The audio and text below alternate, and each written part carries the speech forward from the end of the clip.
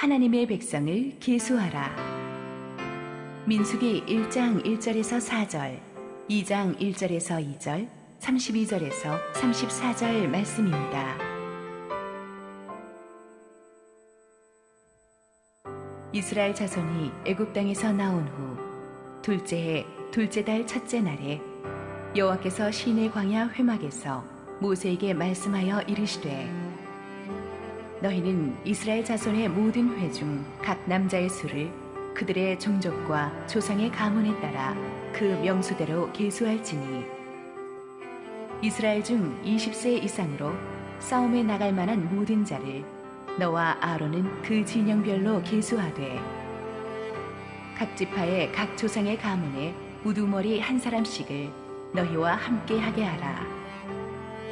여호와께서 모세와 아론에게 말씀하여 이르시되 이스라엘 자손은 각각 자기의 진영의 군기와 자기의 조상의 가문의 기호 곁에 진을 치되 회막을 향하여 사방으로 치라.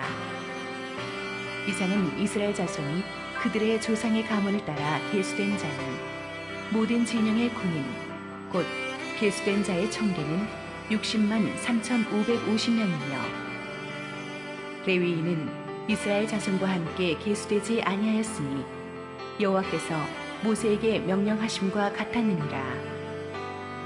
이스라엘 자손이 여호와께서 모세에게 명령하신 대로 다 준행하여 각기 종족과 조상의 가문에 따르며 자기들의 길을 따라 진치기도 하며 행진하기도 하였더라. 할렐루야. 우리 하나님께 감사와 영광의 박수 올려드리겠습니다. 축복된 주일 하나님의 전에 나오신 여러분 모두를 축복하고 환영합니다.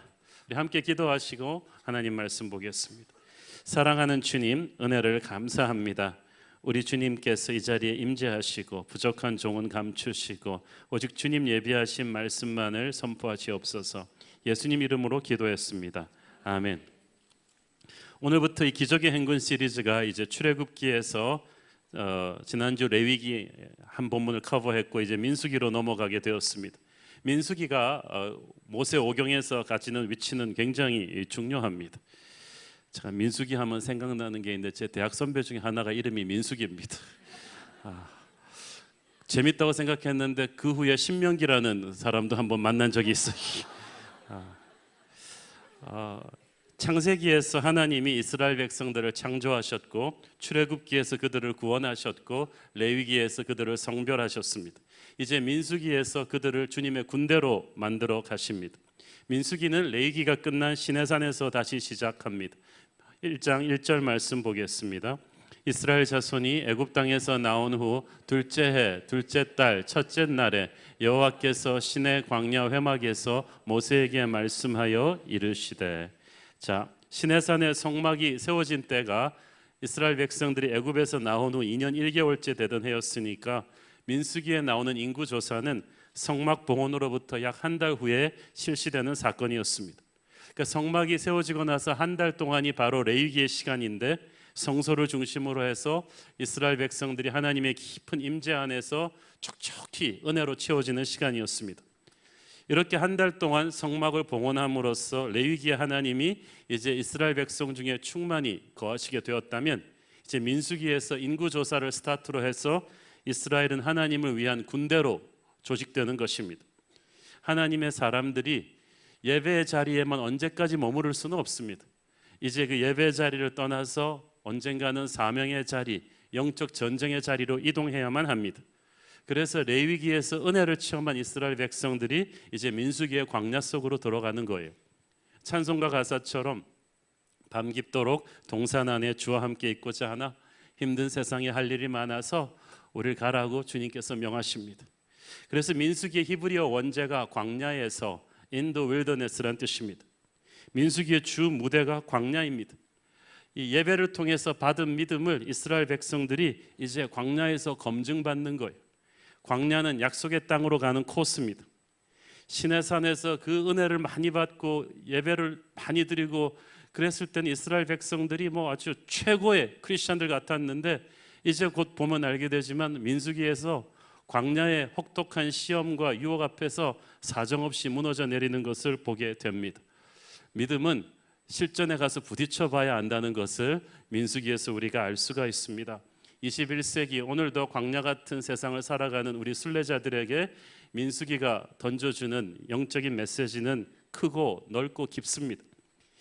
1절을 보시면 여호와께서 시내 광야 성막에서 모세에게 말씀하여 이르시되라고 되어 있는데, 이 민수기에서 하나님이 말씀하셨다는 표현이 무려 150번이 나옵니다.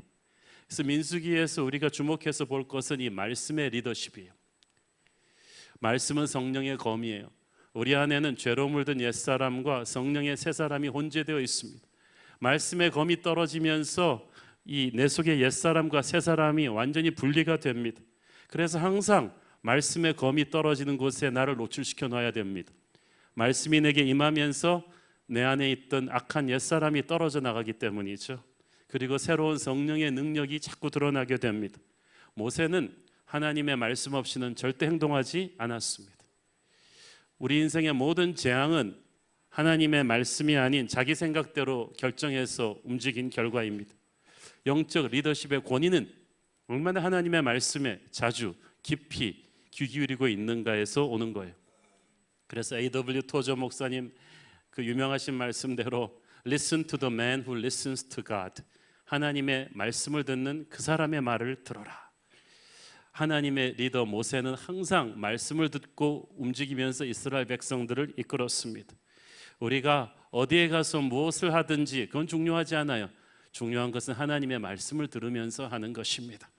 하나님의 명령에 귀 기울이고 그대로 행하면서 사는 습관을 몸에 붙인다면 여러분이 어디서 무슨 일을 하든 하나님의 은혜를 체험하게 될 것입니다.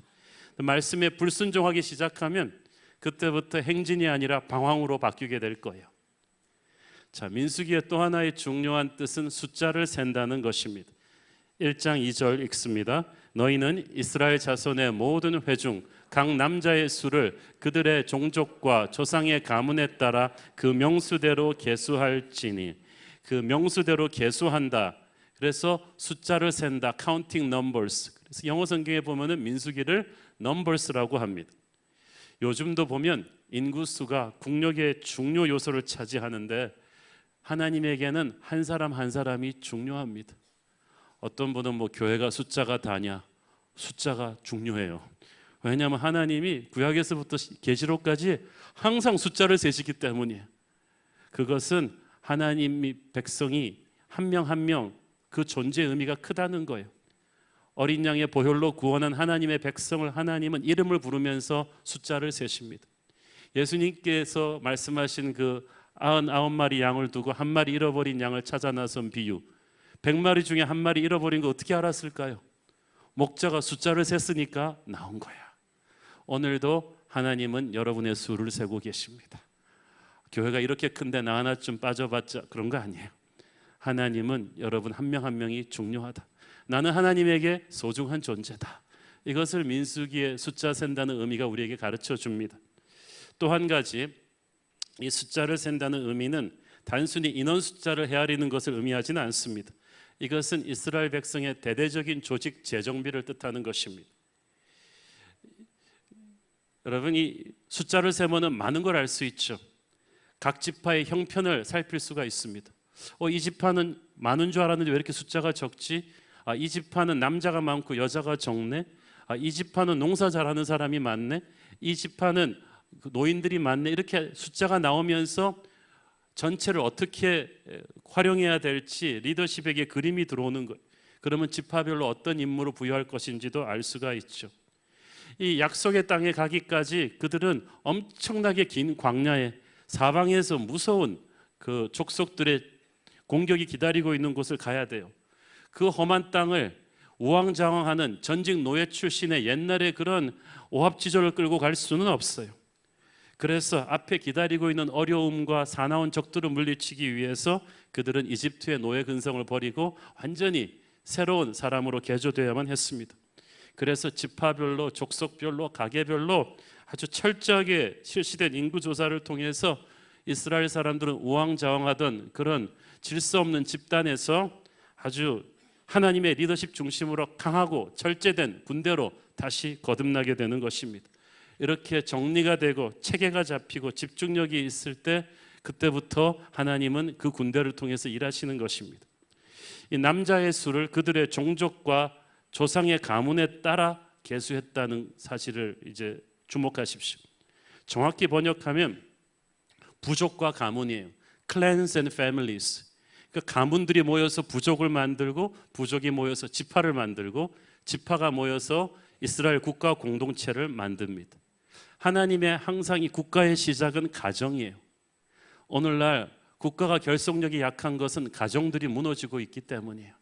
하나님께서는 우리가 나 홀로 살기 원치 않으시고 반드시 가정을 이루고 그 가정들이 어느 가문에 속해서 함께 진을 치고 행군하게 하셨습니다. 그렇게 해서 하나님께서는 우리가 가정과 국가 공동체의 팀워크를 만들기를 원하셨죠.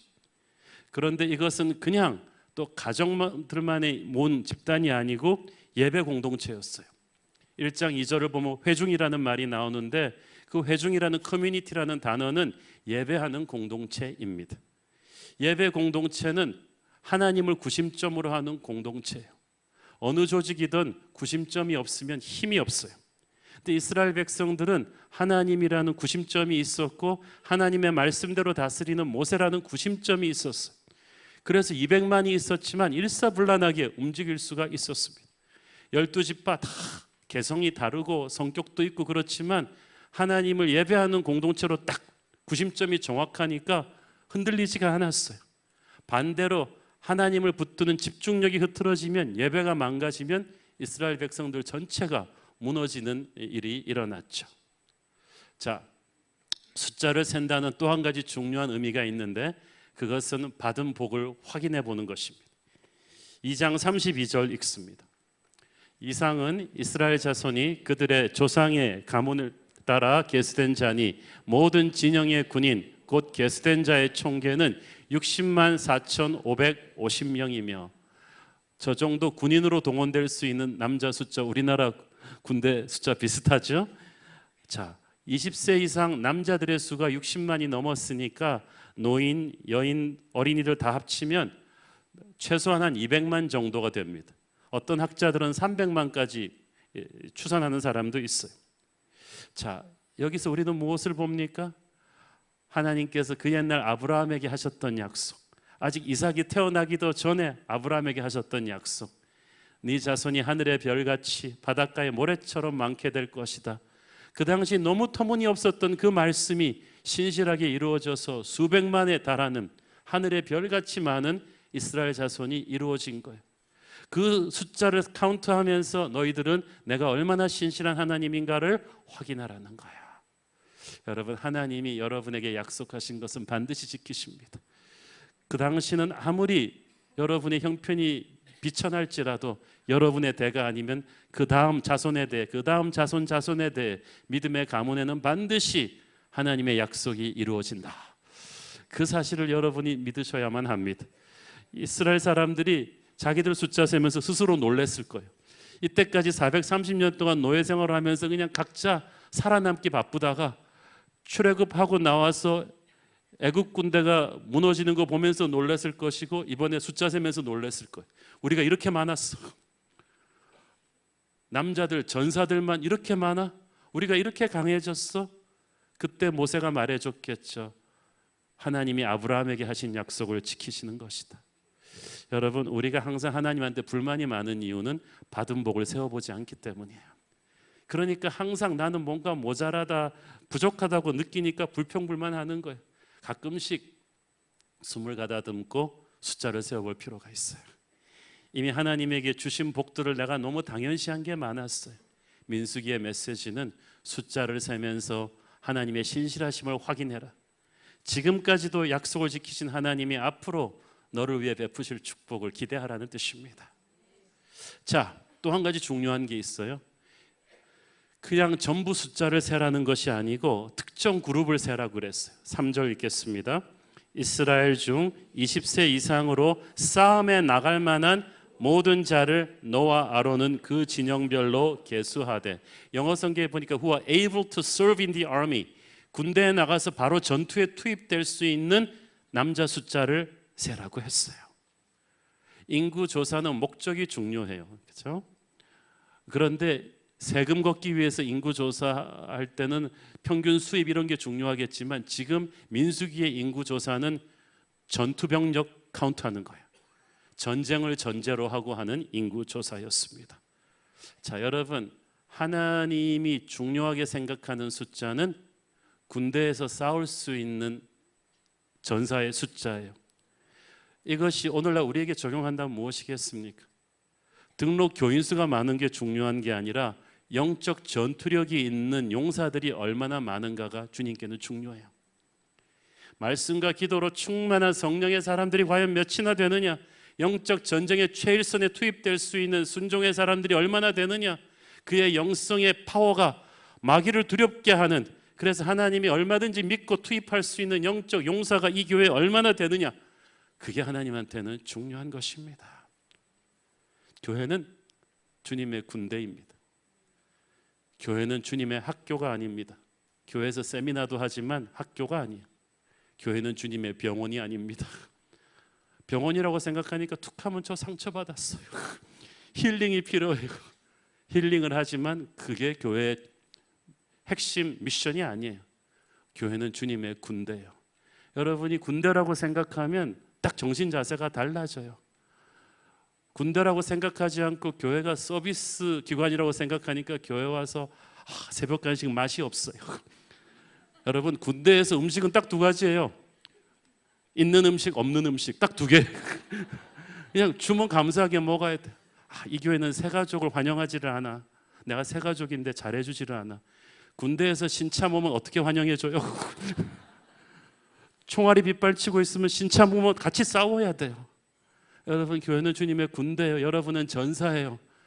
교회에서 이 영적인 군대에서는 공익 요원도 없어요. 전부 다 현역이에요.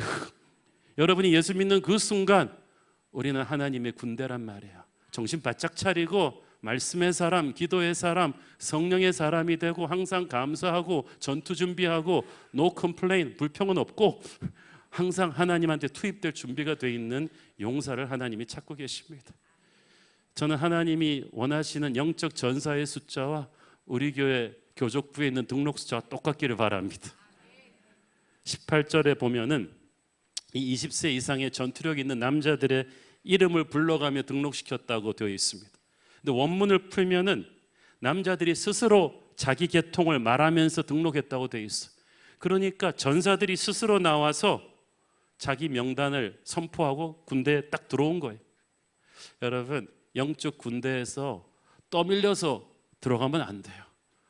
억지로 끌려가서 나오면 안 돼요. 자원해서 주님 제가 가겠습니다 라고 주님에게 기쁜 마음으로 징집당해야 되는 거야. 그런데 우리가 이거 거꾸로 하잖아요. 주님이 축복 주시려고 할 때는 전부 다 너도 나도 앞줄에 앉으려고 싸우다가 주님이 군대를 모집할 때는 전부 다 뒤로 빠져서 그렇게 하면 안 된다는 거예요. 자발적으로 주님의 군대 최일선에 나를 써주십시오 라고 자원하는 군대를 모았습니다. 자, 군대에서 중요한 것은 지휘 체계를 세우는 거예요. 하나님께서 이 인구 계수를 하면서 전사들을 카운트하면서 리더십을 세우십니다. 1장 4절 읽습니다. 각 지파의 각 조상의 가문의 우두머리 한 사람씩을 너희와 함께하게 하라. 여기서 함께하라는 말이 영어성에 보니까 to help you, 너를 도울 사람을 세워라. 모세가 아무리 걸출한 지도자였지만 혼자서 200만을 다스릴 수가 없어요. 그래서 가문별로 지도자를 세워서 그를 돕게 한 것입니다.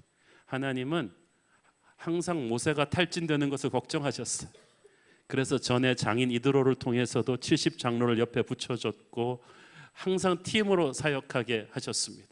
모세를 도와서 이 팀 리더들을 선발할 때 각 지파, 각 조상의 가문별로 선발하게 했습니다.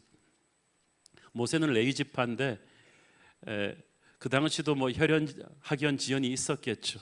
자기 편한 사람과 함께하고 싶었겠죠. 모세를 지지하는 지파도 있었을 것이고 안 그런 지파도 있었을 텐데 하나님께서 모든 지파에서 골고루 지지를 받게 하셨습니다. 하나님의 팀워크는 내가 좋은 사람들하고만 하는 게 아닙니다. 골고루 다 하나님이 보내주시는 분들과 팀을 이루어야 되는데 이 리더들이 하루아침에 뽑힌 사람들이 아닙니다.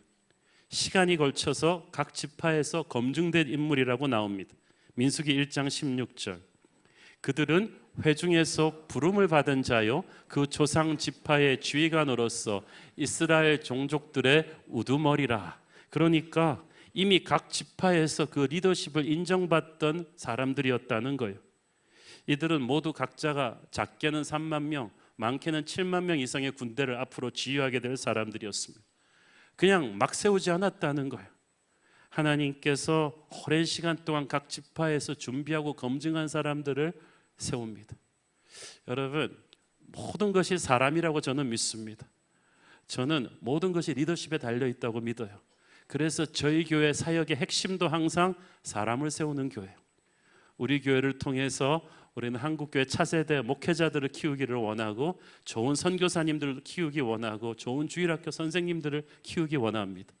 우리는 선교할 때도 그냥 선교에다 갖다 쏟아붓는 게 아니라 그 지역에 검증받은 리더들과 협력을 합니다. 앞으로 리더가 될 사람들에게 장학금을 주고 공부를 시켜서 사람을 준비하는 게 굉장히 중요해요. 그것이 하나님의 방법이기 때문이죠. 그래서 우리 교회만 커지는 게 중요한 게 아니라 한국교회 구석구석에서 끌고 갈 수 있는 리더들을 우리가 하나님께 기도하면서 세워가는 게 중요합니다. 자, 숫자를 카운트하고 리더들을 세우신 뒤에 하나님께서 이제 이스라엘 12지파의 진영을 구축하게 하십니다. 2장 1절, 여호와께서 모세와 아론에게 말씀하여 이르시되. 인구조사할 때는 모세한테만 말씀하셨는데 이제 이 12지파를 이렇게 진영을 칠 때는 모세와 아론에게 동시에 말씀하셨습니다. 하나님께서 한 명에게 말씀하실 때가 있고 두 명에게 동시에 말씀하실 때가 있는데, 이때는 팀웍이 필요한 때죠. 이 모세와 아론을 통해서 이스라엘 12지파를 이제 각 가문별로, 지파별로 일사불란하게 이 인구조사 결과를 가지고 진영을 구축하고 팀을 나눕니다. 자, 보니까 이 영적 리더십의 중요한 사명 중에 하나가 조직 체제 시스템을 만드는 거예요. 믿음의 공동체를 하나님의 지혜로 일사불란하게 시스템을 짜고 이것이 원활하게 돌아갈 수 있도록 통솔하는 일이 너무나 중요합니다. 우리 교회도 보면은 이 9개의 성인 공동체가 있잖아요. 그리고 3개의 대학 청년 공동체가 있습니다. 12개 공동체에 300여 개 순들이 있고 순장들이 있고 담당 목회자, 장로, 그리고 진장들, 순장들이 많습니다. 주일학교가 15개 부서가 있고 부장 집사님들이 있고 다양한 사역 팀장들이 있고 이런데, 이 모든 조직들이, 이 팀장들이 각자의 은사와 열정에 맞게 잘 배치되고 탈진되지 않고 잘 돌아갈 수 있도록 이 시스템을 잘 통솔하는 것이 담임 목사인 저와 우리 교회 영적 리더들의 큰 사명입니다. 우리가 이것을 기도하며 하나님의 지혜로 잘하면 이 군대가 아주 체계 있게 움직이게 될 것입니다. 자, 이렇게 해서 12지파를 이제 진영을 배치하는데 2장 2절 읽습니다. 이스라엘 자손은 각각 자기의 진영의 군기와 자기의 조상의 가문의 기호 곁에 진을 치되 회막을 향하여 사방으로 치라. 자, 보세요. 중요한 게 이제 성막을 중심으로 12지파가 진을 치는데 이 그림으로 한번 보여드리겠습니다. 자, 동쪽에 해 뜨는, 성막을 가운데 두고 동쪽에 해 뜨는 쪽에 유다, 이사갈, 스불론 이 3지파가 한 진영을 구축합니다. 남쪽으로 르벤과 시므온, 갓 이 3지파가 한 진영을 구축하는데 이 진의 리더는 르벤, 동쪽 진의 리더는 유다.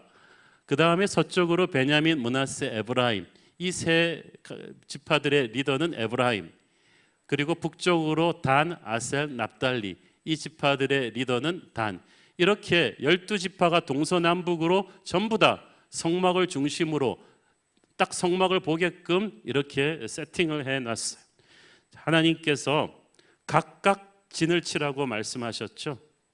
그러면서 옆에 또 다른 지파를 세팅해 놓습니다. 이 진영은 아주 독립적이면서도 상호 보완적 진영이었습니다. 12지파가 정해진 위치와 질서에 따라서 그 자리에 가 있어야만 했어요. 스포츠도 그렇고 군대도 그렇고 이 위치 선정이 너무너무 중요해요. 아무리 좋은 것도 자기 자리가 아닌 데 가서 있으면 추해 보여요. 밥알이 밥솥에 밥그릇에 소복이 담겨 있으면 아름답지만 이게 사람 이마에 갖다 붙어 있으면 이것처럼 또 추한 것도 없거든요. 우리 각자가 있어야 될 자리가 있다는 거예요. 은사와 열정에 맞는 자리를 찾아서 서 있어야 그 자리에 맞는 하나님의 역할이 있게 될 것입니다. 동시에 이 진영이 상호 보완적이에요. 자, 나중에 설명드리겠지만은 세 지파씩 한 팀으로 묶었다 그랬잖아요. 그렇게 된 이유가 있어요. 어떤 지파는 굉장히 싸움을 잘하는 전사들이 많은 지파가 있고, 어떤 지파는 농사를 잘하는 지파가 있고, 어떤 지파는 상업에 뛰어난 지파들이 있어요. 그래서 항상 꼭 팀마다 전투력이 좋은 지파가 하나씩은 붙어서 다른 지파들을 보호해 주게 했어요. 그런데 또 쌈만 잘해서 먹고 살 수 있나요? 누군가는 장사를 하고 농사를 져야죠. 이렇게 하나님께서 서로의 장단점을 보완하는 팀으로 이 그룹핑을 해주셨다는 것을 여러분이 알아야 됩니다. 제일 중요한 사실, 12지파 모두가 성막을 중심으로 해서 동서남북으로 휘몰아가면서 진을 쳤다는 것. 회막을 향하여 사방으로 치라, 이 말은 이 자기 텐트문을 열고 나오면 항상 회막 쪽을, 성막 쪽을 보게 돼 있었어요. 이 성막은 하나님의 임재를 상징합니다. 우리 한가운데에 계시는 임마누엘 하나님을 상징했어요. 이스라엘 백성들이 어디를 가든지 항상 성막을 중심으로 진을 쳤다는 것은 그들의 인생 한가운데에 항상 하나님이 계셨다는 거예요. 하나님은 12지파가 언제든지 하나님께 달려올 수 있도록 진영 한가운데에 자리하고 계셨어요. 하나님은 언제든지 우리가 주님께 달려오기를 원하십니다. 우리에게 발견되기를 원하십니다. 우리와 교제하기를 원하십니다. 아침에 눈 뜨면 12지파 모두 제일 먼저 보는 게 성막이에요. 저녁에 자기 전에 제일 먼저 보는 것이 성막입니다. 하나님의 임재, 하나님의 성막이 항상 그들과 함께 할 거예요. 이 성막을 그들은 둘러싸고 진을 쳐야만 했어요. 성막이 그들을 지키지만 동시에 그들이 성막을 지키는 거예요. 여러분의 인생에서 반드시 지켜야 되는 것이 믿음이에요. 반드시 지켜야 되는 것이 교회예요. 여러분이 믿음을 지키고 교회를 사랑하고 온몸을 다해서 여러분의 삶의 중앙에 이 성막을 놓는다면 하나님의 은혜가 항상 여러분을 지킬 것입니다. 그렇지만 또 백성들이 성막에서 조금 거리를 두고 이 진을 치죠. 그것은 하나님의 거룩에 또 너무 함부로 근접하면 죽는다는 의미예요. 그래서 이 레위 지파가 여기서 또 중요한 사명을 감당합니다. 2장 33절 읽겠습니다. 레위인은 이스라엘 자손과 함께 계수되지 아니하였으니 여호와께서 모세에게 명령하신과 같았느니라. 함께 계수되지 않았다는 말은 무슨 말입니까? 군대 징집하기 위해서 인구를 세는데 계수하지 않았다는 말은 레위인은 군대 안 가도 된다는 거야. 할렐루야. 그래서 이스라엘에서는 자연스럽게 병역 면제받을 수 있는 방법이 레위인으로 태어나는 거예요. 그러면 와, 전부 다 레위인을 부러워했을까요? 그렇지 않았어요. 군대는 안 가는데 그 대신 그들은 성막과 모든 기구와 그 부속품을 관리하고 운반하는 책임이 있어요. 하나님께 드리는 모든 예배와 제사를 집행해야 했는데 이게 쉬운 일이 아니에요. 군대는 전쟁 없을 때는 쉴 수 있어요. 그런데 이 사람들이 24시간 긴장 상태예요. 하나님께 드리는 제사와 예배 많이 하니까 그냥 함부로 매너리즘에 빠져서 하면 어떻게 되죠? 지난주에 배웠죠.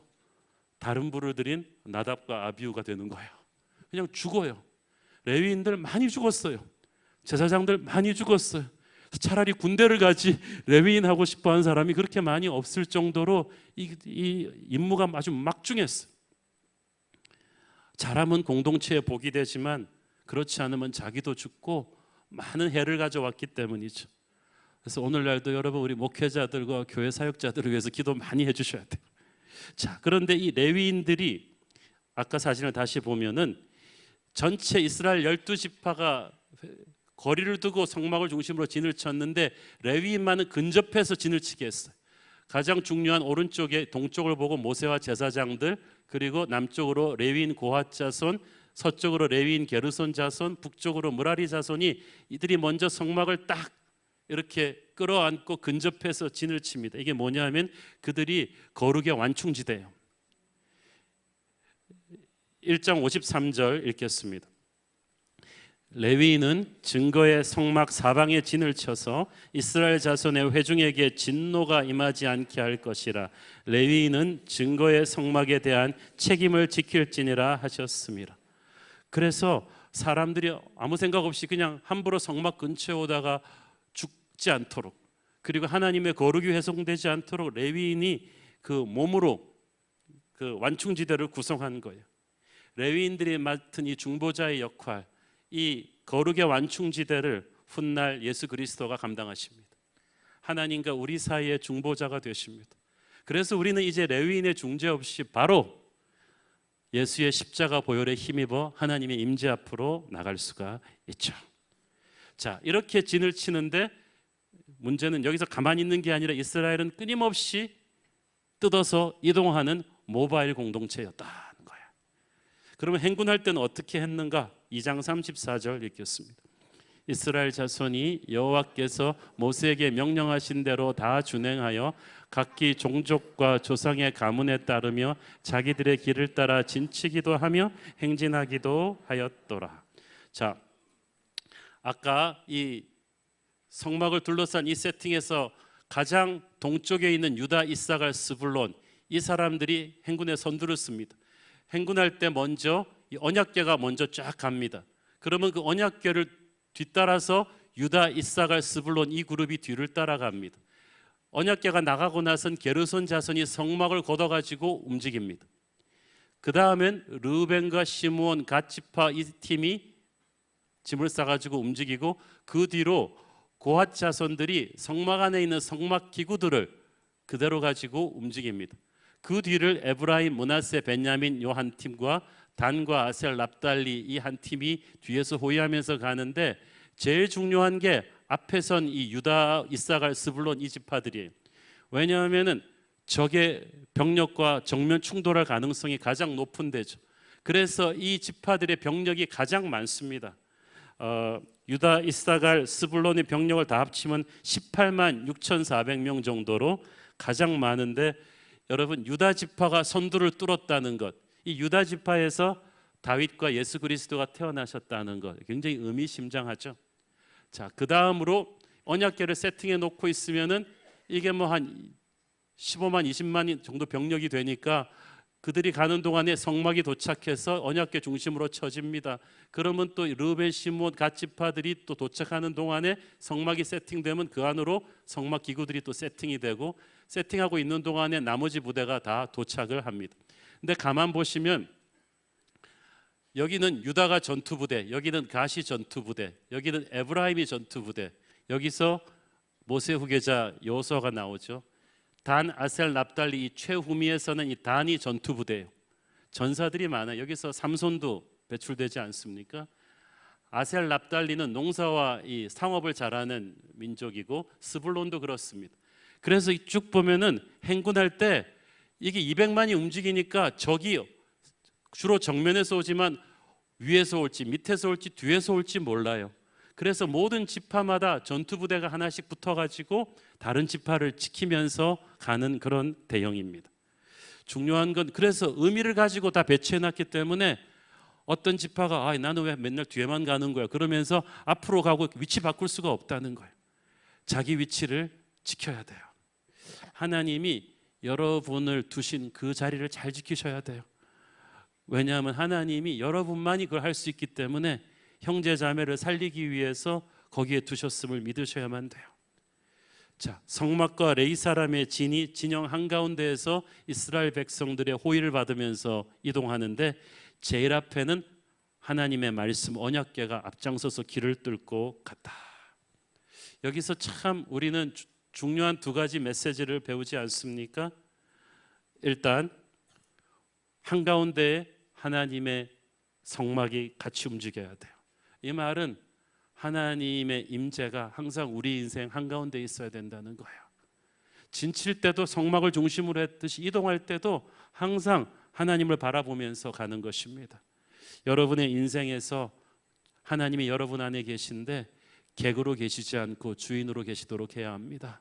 늘 주님을 보좌 위에 앉혀드리며 인생의 통제권을 내어드리면서 내 생의 센터에 우리 주님을 바라보면서 가야 된다는 얘기죠. 또한 언약궤가 앞서갔듯이 우리는 말씀의 인도하심을 받고 따라가야 돼요. 예수님의 리더십은 말씀 리더십이에요. 우리가 아무리 경험이 있고 지식이 많아도 결코 말씀보다 앞서면 안 돼요. 그래서 우리는 주님보다 앞서가면 안 되고 기도하지 않고 결정하면 사고 나는 거예요. 그래서 성령 충만한 교회는 회의는 짧고 기도는 길게, 말씀 충만, 성령 충만한 리더십들이 하나님의 말씀을 들고 인도할 때 그 공동체는 안전한 줄로 믿습니다. 이 법칙을 깨면 패배가 와요. 이스라엘 백성들이 2, 3주면 들어갈 수 있었던 약속의 땅을 말씀의 리더십을 따르지 않으니까 붕괴돼 가지고 40년을 뺑뺑 돌게 되지 않습니까? 자, 2장 34절을 보세요.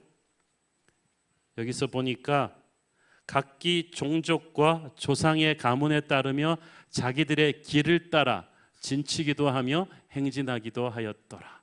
가문마다 깃발이 있었고 지파마다 기파가 있었고 깃발들이 모인 이 진마다 깃발들이 있었는데 그 깃발이 움직이면서 착착착착 따라가요. 이 깃발은 질서를 뜻합니다. 하나님의 공동체는 질서가 있어요. 마귀는 무질서해요. 충동적이고 파괴적이에요. 그러나 하나님은 질서와 조화의 하나님이십니다. 그래서 하나님의 군대가 행군할 때는 조용하고 질서가 있어요. 이스라엘 백성들도 그런 질서를 따라만 가야 했어요. 교회 안에도 영적으로 질서가 있어야 돼요.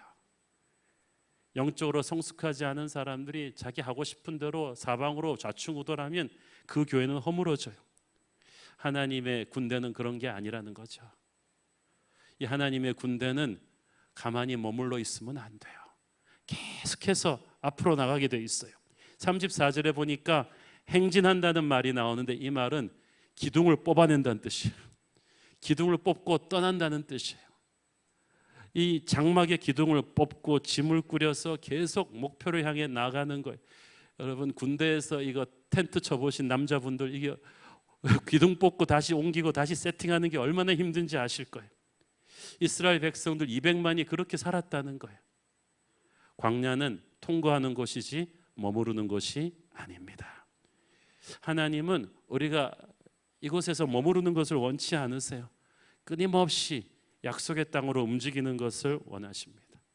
하나님의 공동체에게 있어서 안주한다는 것은 죽음과도 같습니다. 저는 우리 교회도 이제부터 시작이라고 저는 믿습니다. 하나님께서 이때까지 우리를 이렇게 부흥시켜 주신 데는 이유가 있을 거예요. 안주하지 말고 하나님이 예비하신 새로운 약속의 땅으로 움직여야 합니다. 우리가 더 성장하고 더 배우고 더 기민해지고 더 창조적이 되고 더 도전적이 될 필요가 있습니다. 매너리즘에 빠지면 안 됩니다. 우리 한 사람 한 사람이 정말 첫사랑을 다시 회복하고 정신을 바짝 차리고 하나님이 쓸 수 있는 전사로 거듭나는 것이 중요합니다. 오늘도 우리 주님을 중심으로 힘차게 행진하는 저와 여러분 되기를 축원합니다. 기도하겠습니다. 사랑의 주님 은혜를 감사합니다. 우리 주님의 리더십을 따라 담대하게 행진하는 주님의 군대로 우리를 세우소서. 예수님 이름으로 기도했습니다. 아멘.